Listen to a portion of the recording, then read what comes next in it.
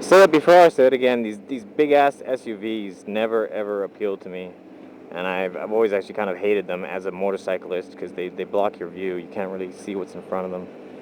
And but now that I'm a father with with dogs and son and wife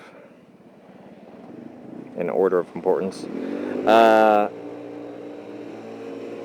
they the appeal of them is more and more, especially with the son. When you have small children, you want to drive something big and heavy because if you get into a head-on collision or something, it's just safer. I used to drive a Chevy Impala back in Canada. And then they say, oh, heavy isn't necessarily safer and this and that, and the newer cars have crumple zones that make them safer than anything, and blah blah blah blah blah. And yeah, it's true in some degree and in some sorts of collisions, but my Chevy Impala would have it would have driven straight through these new ceramic cars or whatever, these new fiberglass cars. The car would have just burst apart and been split in half. And my car would be lucky if it had a dent on it. Like, older, yeah, if two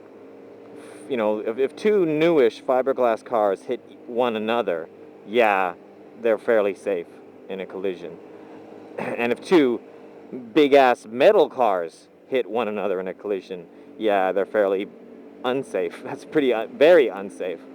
But if you got a big ass metal car and you hit one of these new uh, uh, fiberglass cars, then then the favor is all in the big ass metal car. Kind of like vaccination.